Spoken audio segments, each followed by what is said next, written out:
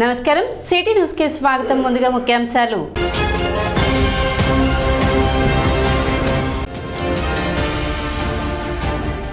పొదుపు సంఘాల మహిళలకు బాసటగా వైఎస్ఆర్ ఆసరా MLA అన్నాపతిని Shivakumar.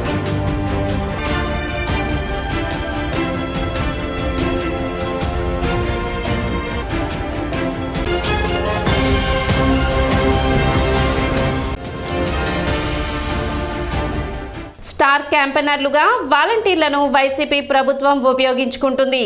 Janasena PSC chairman Nadendla Manohar వెల్లడి.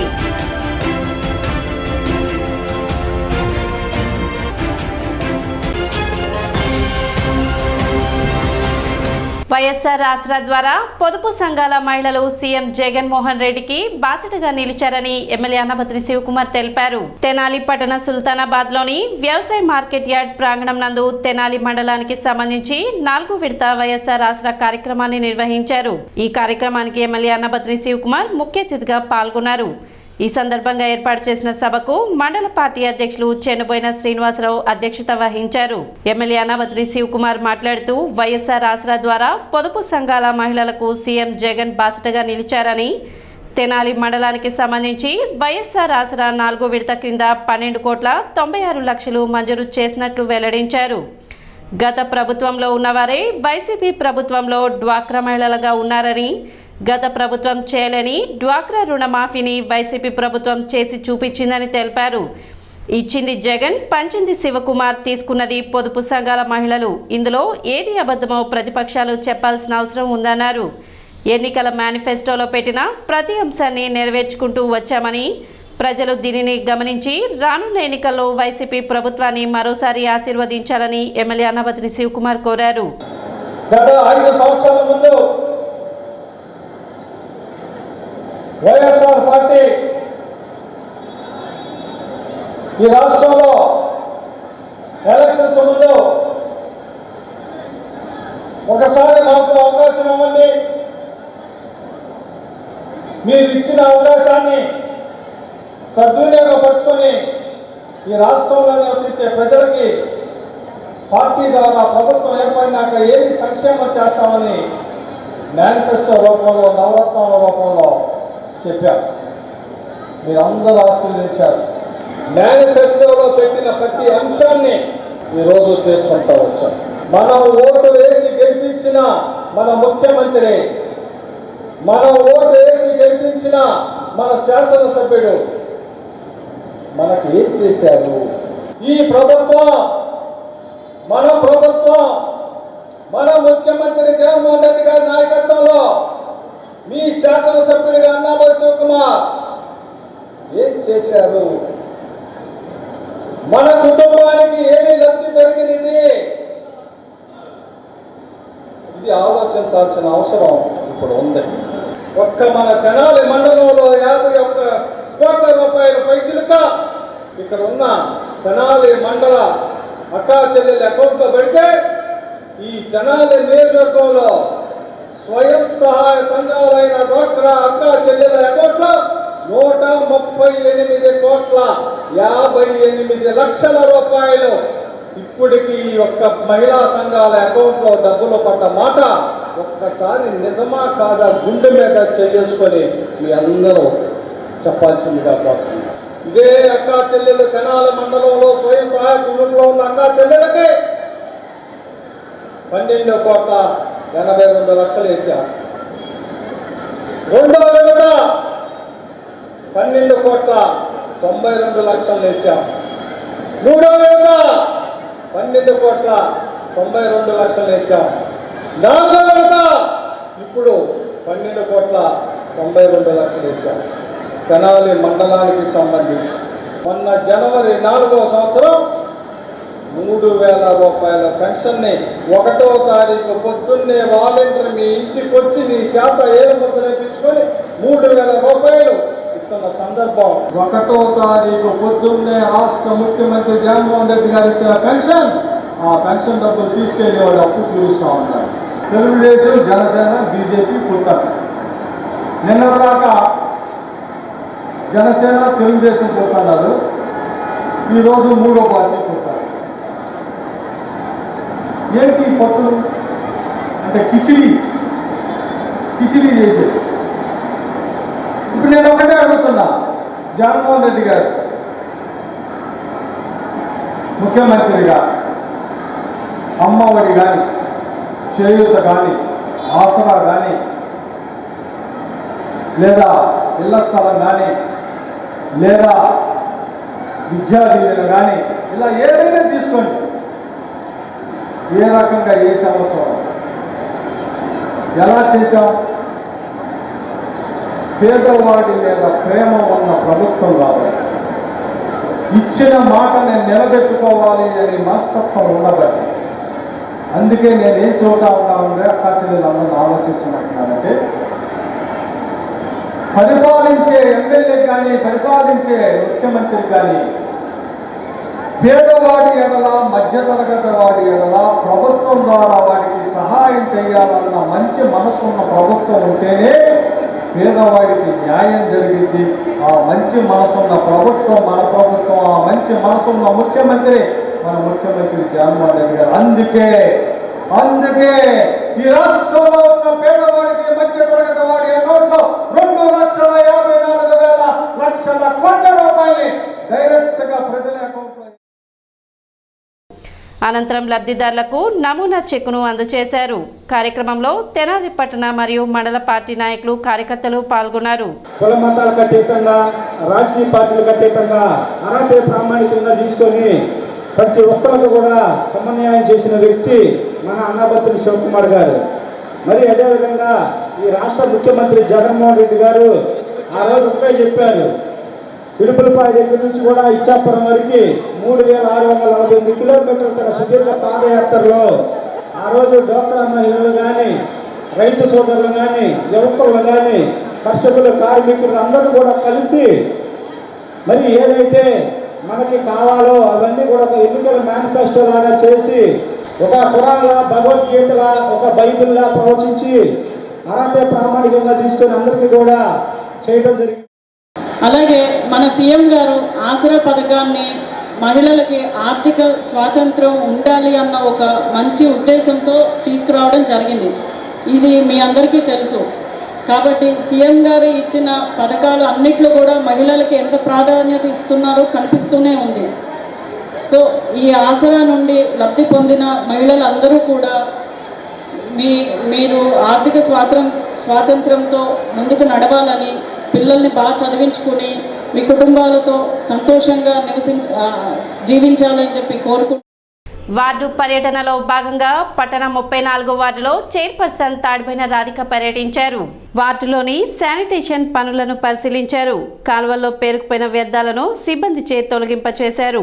ఈ సందర్భంగా ఆమె మాట్లాడుతూ, ఈ ప్రాంతంలో డ్రైనేజ్ ప్రధాన సమస్యగా మారిందని, కాలువలపై ఇళ్లకు సంబంధించిన మెట్లు, షాప్ నిర్మాణాలు చేపట్టారని, దీని కారణంగా సమస్య తలెత్తుతుందని, త్వరలోనే సమస్యను పరిష్కరిస్తామని వెల్లడించారు. అదేవిధంగా ప్రజలు కాలువలో వ్యర్థాలు వేయరాదని ఆమె సూచించారు. పట్టణ సుందరీకరణకు ప్రతి ఒక్కరూ సహకరించాలని విజ్ఞప్తి చేశారు. కార్యక్రమంలో వైసీపీ నాయకులు, పురపాలక సంఘ అధికారులు పాల్గొన్నారు.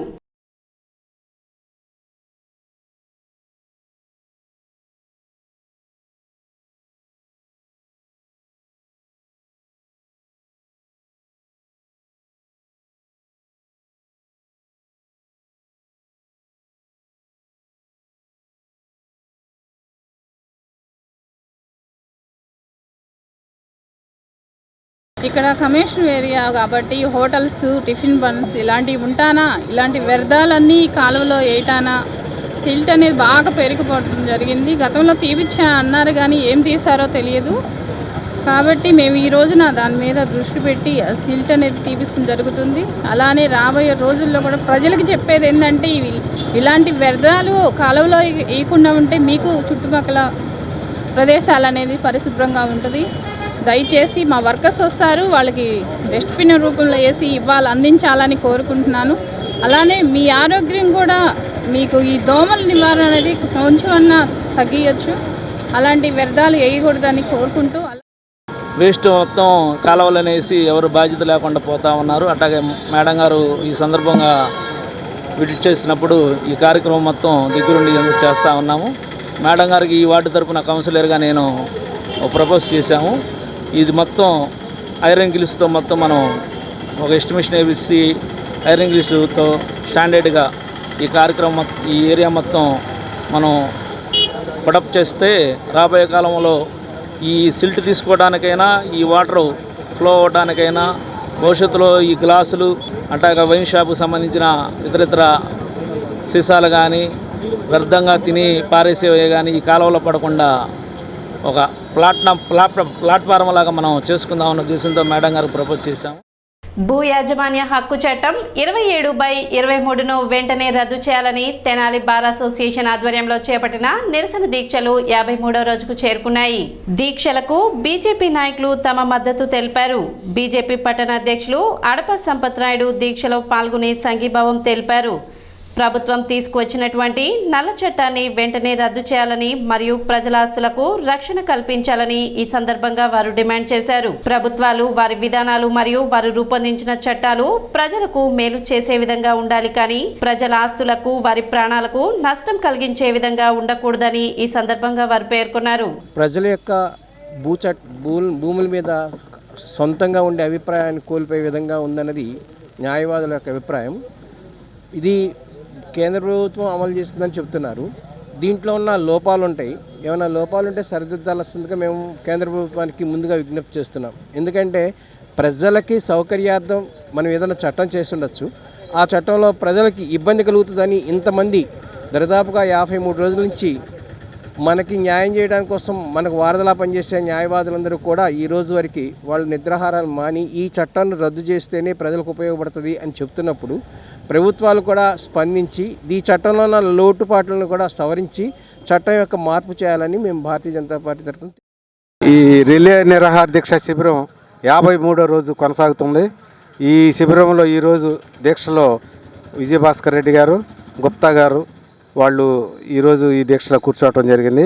వాళ్ళు మద్దతుగా వచ్చినటువంటి పార్టీ నాయకులకు కానీ మా న్యాయవాదులకు ఇతర మిత్రులందరూ కూడా ధన్యవాదాలు తెలియజేస్తూ రాష్ట్ర ప్రభుత్వం తీసుకొచ్చినటువంటి ఈ జీవో నెంబర్ 27/23 ప్రజలకి చాలా నష్టదాయకమైంది కాబట్టి అది గుర్తించి మా న్యాయవాదులు డిసెంబర్ 5వ తారీఖు నుంచి ఉద్యమాన్ని చేస్తున్నారు. దానిలో ఒక భాగంగానే ఈ రిలే నిరాహార దీక్ష శిబిరాన్ని ఏర్పాటు చేయడం జరిగింది. చట్టాన్ని ఈ యాక్ట్ని రద్దు చేసే వరకు కూడా మా న్యాయవాదులందరూ కూడా కలిసి ఐకమత్యంగా స్టార్ క్యాంపెయినర్లుగా వాలంటీర్లను వైసీపీ ప్రభుత్వం ఉపయోగించుకుంటుందని జనసేన పిఎస్సి చైర్మన్ నాదెండ్ల మనోహర్ తెలిపారు. సోమవారం తెనాలి పార్టీ కార్యాలయంలో ఏర్పాటు చేసిన విలేకరుల సమావేశంలో ఆయన మాట్లాడారు. వాలంటీర్ వ్యవస్థకు హెడ్ ఎవరు, డేటాను ఎవరికి అందిస్తున్నారు, డేటా సేకరించమని ఎవరు చెబుతున్నారు అని జనసేన అధినేత పవన్ కళ్యాణ్ మాట్లాడితే సమాధానం చెప్పలేక పవన్పై వ్యక్తిగత ఆరోపణలకు పాల్పడడమే కాకుండా కేసులు బనాయించారని తెలిపారు. వార్డు సచివాలయ చట్టంలో ఎక్కడా కూడా వాలంటీర్ వ్యవస్థ గురించి చెప్పలేదని పేర్కొన్నారు. 2.60 లక్షల మంది వాలంటీర్లలో 1,02,530 లక్షల వాలంటీర్లకు సంబంధించిన సమాచారం అప్లోడ్ కాలేదని తెలిపారు.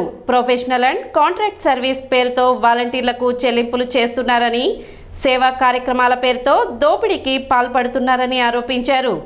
వ్యక్తిగత సమాచారం కోసం వాలంటీర్ వ్యవస్థను ఉపయోగిస్తున్నారని వెల్లడించారు. జనసేన టీడీపీ ప్రభుత్వం ఏర్పడిన తరువాత వాలంటీర్ వ్యవస్థ ద్వారా అక్రమంగా తరలించిన నిధులపై విచారణ చేపడతామని వెల్లడించారు. సమావేశంలో పలువురు జనసేన పార్టీ నాయకులు, కార్యకర్తలు పాల్గొన్నారు. సుమారు వారం క్రితం గుంటూరు జిల్లా కోర్టులో మా పార్టీ అధ్యక్షులు పవన్ కళ్యాణ్ గారి పైన వాలంటీర్ వ్యవస్థ పైన అనేక సందర్భాల్లో పవన్ కళ్యాణ్ గారు చెప్పిన కొన్ని విషయాల్ని ప్రస్తావిస్తూ వాలంటీర్ వ్యవస్థలో ఉన్న ఒక వాలంటీర్ తోటి ప్రభుత్వం కుట్రపూరితంగా, బలవంతంగా ప్రతిపక్షాల్ని భయపెట్టే విధంగా వారి ఆలోచనలో భాగంగా కేసు నమోదు చేయడం జరిగింది. మన వాలంటీర్ వ్యవస్థలో ఉన్న మన యువతకు జనసేన పార్టీ తరఫున కొన్ని విషయాలు ప్రస్తావించాల్సిన అవసరం ఖచ్చితంగా ఉంది. జూలై 2023లో పవన్ కళ్యాణ్ గారు రాష్ట్ర ప్రభుత్వాన్ని ప్రశ్నించింది 3 అంశాలపైన. ప్రధాన అంశం ఏంటంటే ఈ వాలంటీర్ వ్యవస్థకి హెడ్ ఎవరు, అంటే ఎవరు దీన్ని సూపర్వైజ్ చేస్తారు, దీనికి ఒక డిపార్ట్మెంట్ ఉందా, దీంట్లో ఎవరైనా చూస్తున్నారా, ప్రభుత్వం నుంచి ఎవరు దీనికి బాధ్యులు, ఫస్ట్ ప్రశ్న. రెండవ ప్రశ్న, మీరు సేకరించిన ఈ సమాచారం మీరు ఎక్కడ స్టోర్ చేస్తున్నారు ఈ డేటా? ఆంధ్రప్రదేశ్లో ఉన్న మన ప్రజలు, తెలుగు ప్రజల పర్సనల్ ఇన్ఫర్మేషన్, డ్రైవింగ్ లైసెన్స్లు, ఆధార్లు, పాస్పోర్ట్ నంబర్లు, రేషన్ కార్డులు, కుటుంబంలో ఎంతమంది ఉన్నారు, ఫోన్ నంబర్లు, టీవీ ఉందా, ఫ్రిడ్జ్ ఉందా, కేబుల్ కనెక్షన్ ఉందా, బిడ్డలు ఎక్కడ చదువుకుంటున్నారు, ఈ సమాచారం అంతా కూడా మీరు ఎక్కడ స్టోర్ చేశారు ఈ డేటా? ఈ వాలంటీర్ వ్యవస్థలో వీళ్ళు ఇంటింటికి వెళ్ళి ఈ సమాచారం సేకరించడానికి ఎవరు ఆథరైజ్ చేశారు? ఇది ప్రధానమైన 3 ప్రశ్నలు పవన్ కళ్యాణ్ గారు రాష్ట్ర ప్రజల్ని దృష్టిలో పెట్టుకుని డేటా ప్రొటెక్షన్ యాక్ట్ కింద, ప్రైవసీ యాక్ట్ కింద కొన్ని జాగ్రత్తలు తీసుకోవాలి. ప్రపంచవ్యాప్తంగా అనేక ప్రభుత్వాలు కూడా ఇటువంటి అంశాలపైన చాలా ఆచితూచి జాగ్రత్తగా సమాచారం సేకరిస్తుంటారు. వ్యక్తిగత సమాచారం సేకరించకూడదనే దానిపైన ఆయన నిరంతరం ఈ ఇష్యూని మాట్లాడుతూనే వచ్చారు. దీనికి సమాధానం ఎక్కడ కూడా రాలేదు. రాకపోగా అధికారంలో ఉన్న పోలీస్ ఆఫీసర్లని, మంత్రుల్ని, శాసనసభ్యుల్ని, ఎంపీల్ని పవన్ కళ్యాణ్ గారి పైన వ్యక్తిగతంగా దాడి చేయడం, వాలంటీర్ వ్యవస్థని కించపరిచారనే ఒక భావన తీసుకురావడానికి వీళ్ళు విపరీతంగా ప్రయత్నం చేశారు. ఎందుకంటే ఆంధ్రప్రదేశ్ గ్రామ సచివాలయ, వార్డు సచివాలయాల చట్టం 2023లో వచ్చింది. ఆంధ్రప్రదేశ్ గ్రామ సచివాలయ, వార్డు సచివాలయాల చట్టం వచ్చినాకనే మీరు దానికి ఒక డిపార్ట్మెంట్ క్రియేట్ చేశారు. క్రియేట్ చేసినంత దారుణంగా దాన్ని జూలై 2019 నుంచి వర్తిస్తుందని రిట్రాస్పెక్టివ్ ఎఫెక్ట్లో తీసుకొచ్చారు మీరు ఆ చట్టాన్ని. ఇది కంప్లీట్గా అసలు ఇల్లీగల్. ఇది 2021 అక్టోబర్ 1వ తారీఖున ప్రభుత్వ లెక్కల మేరకు ఆ సంఖ్య 2,47,598. సెప్టెంబర్ 25, 2023లో ఆ సంఖ్య కాస్త 2,50,985 చేరింది. మొన్న ముఖ్యమంత్రి గారి ఈ సభ ఏదైతే ఏర్పాటు చేశారో, ఎక్కడైతే ఆయన వాలంటీర్లు నా సైన్యం అని చెప్పారో, అక్కడ వాళ్ళు చెప్పిన సంఖ్య 2,55,461. ఇది వాళ్ళు చెప్పిన సంఖ్య. ఈ 2,65,380 వాలంటీర్లు మేము క్రియేట్ చేసామని ఏదైతే చెప్పారో, 1,02,836 వాలంటీర్ల డేటా అసలు అప్లోడే కాలేదు. అన్నిటికన్నా మొదటి స్థానంలో నిలబడింది ఈస్ట్ గోదావరి, తూర్పుగోదావరి జిల్లా 19,366. గుంటూరు జిల్లా రెండో స్థానంలో 13,066. కృష్ణా జిల్లా 11,725. చిత్తూరు జిల్లా 11,400. ఐదోది విశాఖపట్నం 10,586 మంది వాలంటీర్లు ఈరోజు వరకు కూడా వాళ్ళ డేటా అప్లోడ్ కాలేదు. అంటే మరి ఈ డబ్బంతా ఎక్కడ పోతుందండి? 1,560 కోట్ల రూపాయలు అయితే వెచ్చిస్తున్నామని చెప్తున్నారో, మొన్న రాష్ట్ర ప్రభుత్వం ప్రవేశపెట్టిన బడ్జెట్లో కూడా ప్రొవిజన్ ఎక్కడ లేదు. ఎక్కడైనా వీళ్ళు వాలంటీర్స్ కోసం 1,560 కోట్ల రూపాయలు మేము వెచ్చించబోతున్నామని ప్రొవిజన్ పెట్టారా? గోవాడ శ్రీ లీలా భవానీ పద్మశాలియ బహోత్తమ సంఘం అన్నసత్రం వారి నూతన సంవత్సర క్యాలెండర్ ఆవిష్కరణ సోమవారం జరిగింది. మహాశివరాత్రి సందర్భంగా గోవాడలో వేంచేసి ఉన్న శ్రీ బాలకోటేశ్వర స్వామి సన్నిధానంలోని శ్రీ లీలా భవానీ పద్మశాలియ బహోత్తమ సంఘం వారి అన్నసత్రం వారు రూపొందించిన క్యాలెండర్ ను తెనాలిలో సంఘ సభ్యులు ఆవిష్కరించారు. కార్యక్రమంలో మాచర్ల నాగరాజు, వామనపల్లి కోటేశ్వరరావు, శివప్రసాద్, మాచర్ల నాగేశ్వరరావు, పులిమి శివకుమార్, బట్టు మల్లికార్జునరావు, మాచర్ల బాలసుబ్రహ్మణ్యం, పెండే రామకృష్ణ, ఓంకార్ ప్రవీణ్ తదితరులు పాల్గొన్నారు. శివరాత్రి పర్వదినాన్ని పురస్కరించుకుని రేపు మార్చి 8వ తారీఖు నాడు మహాశివరాత్రి. ఆ రోజున శ్రీ లీలా భవానీ పద్మశాలి బహుత్వ సంఘం అన్నసత్రం గోవాడ వారి అన్నసత్రం, ఈ యొక్క అన్నసత్రం ఈరోజు క్యాలెండర్ ఆవిష్కరణ కార్యక్రమం నిర్వహించబడుతుంది.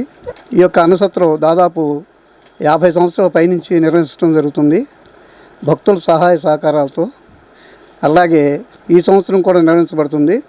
అందరూ కూడా సహాయ సహకారాలు అందించాలని కోరుతున్నాను. గోవాడలో వెంచేసి ఉన్న శ్రీ పద్మశాలియ బహుత్తమ లీలాభవాని పద్మశాలి అన్నసత్రం యొక్క క్యాలెండర్ని ఈరోజు ఆవిష్కరించి, ఈ యొక్క పద్మశాలి అన్నసత్ర 1940లో స్థాపించబడి అప్పటి నుంచి వార్షికంగా అన్నదానాలు నిర్వహించబడుతున్నది.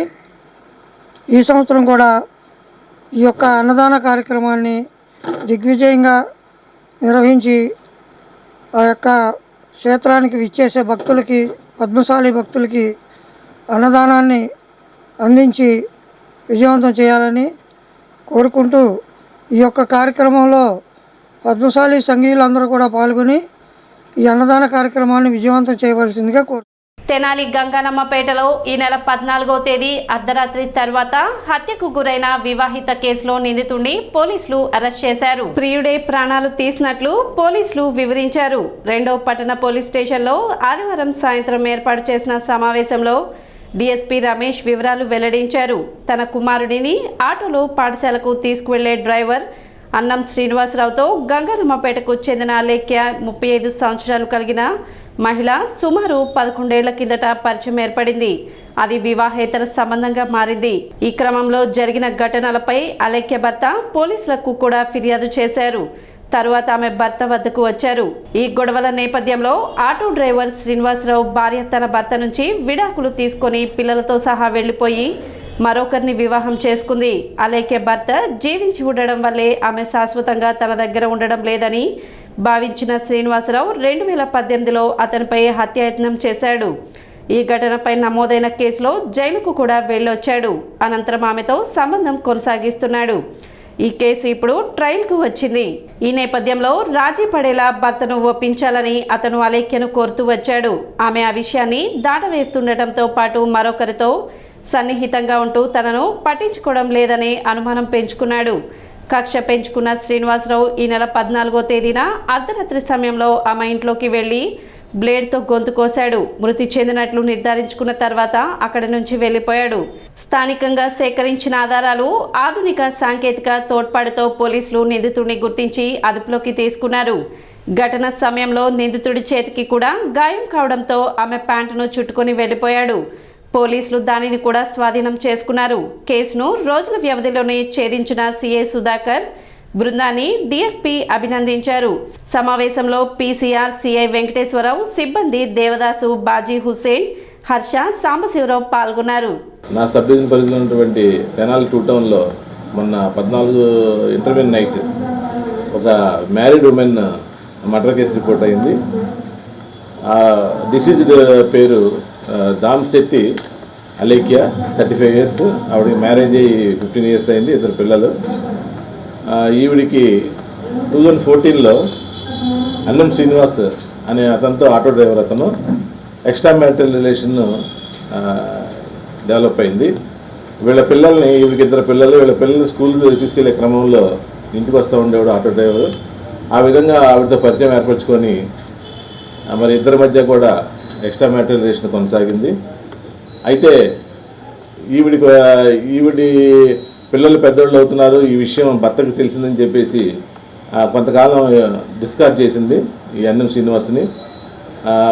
భర్త కూడా వీళ్ళిద్దరి మధ్య ఉన్నటువంటి రిలేషన్ని కట్టేలు చేస్తూ ఉండటం వల్ల ఇతను 2018లో ఈ భర్త మీద కూడా, ఈవిడి ఉత్తరాల యొక్క భర్త మీద కూడా దాడి చేస్తాం జరిగింది. చేస్తే ఆ కేసు కూడా 307 కింద పోలీసు వారు కేసు రిజిస్టర్ చేశారు. అది కూడా ఈ మధ్యకాలంలో ట్రయల్కి వచ్చింది. ట్రయల్ షెడ్యూల్ కమెన్స్ అయింది. దాని నిమిత్తం మళ్ళీ ఈవిడితో కూడా కొంచెం మళ్ళీ పరిచయం చేసుకుంటూ ఫోన్లో మాట్లాడే క్రమంలో మొన్న 14వ తారీఖున ఇంటికి వచ్చాడు. ఇంటికి వచ్చి వీళ్ళిద్దరి మధ్య కూడా ఈ కేసు రాజీ అవ్వమని చెప్పేసి ఈవిని అడుగుతాం జరిగింది. దానికి ఈవిడ నిరాకరిస్తాం. తర్వాత అతనికి జగదీష్ అనే, ఇతని ఇంటి పేరు జగదీష్ అనే కుర్రాడు కూడా ఈ అమ్మాయితో ఎక్స్ట్రా మ్యారిటల్ రిలేషన్ ఉందనే అనుమానం ఇతనికి బలపడింది.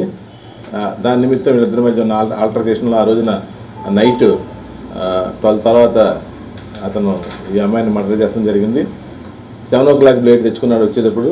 ఆ అమ్మాయితో మరి ఇద్దరు కూడా ఒకే రూమ్లో ఉన్న సందర్భంలో నెక్ మీద, రైట్ సైడ్ నెక్ మీద ఇంజురీ చేసి మొత్తం బ్లడ్ పోయి ఫుల్ ఆఫ్ బ్లడ్లో ఉన్న తర్వాత ఆమె చనిపోయిందని నిర్ధారించిన తర్వాత అక్కడి నుంచి పారిపోవడం జరిగింది. అయితే ఈ కేసులో ఇమీడియట్గా ఒక టీమ్స్ ఫామ్ చేసి స్థానిక 2 టౌన్ సిఐ సుధాకర్ వాళ్ళ టీం అంతా కూడా చాలా చక్కగా పనిచేసి 1 డేలోనే ఈ కేసుని ఛేదిస్తాం జరిగింది. సిటీ న్యూస్ ముగించే ముందు ముఖ్యాంశాలు మరోసారి.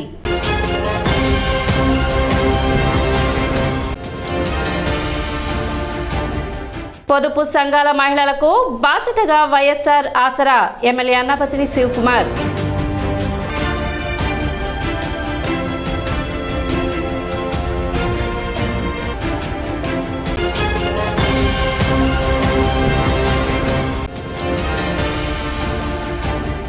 స్టార్ క్యాంపెయినర్లుగా వాలంటీర్లను వైసీపీ ప్రభుత్వం ఉపయోగించుకుంటుంది.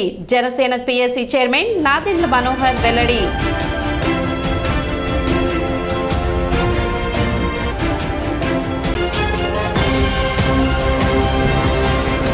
సిటీ న్యూస్ ఇంతటితో సమాప్తం. నమస్కారం.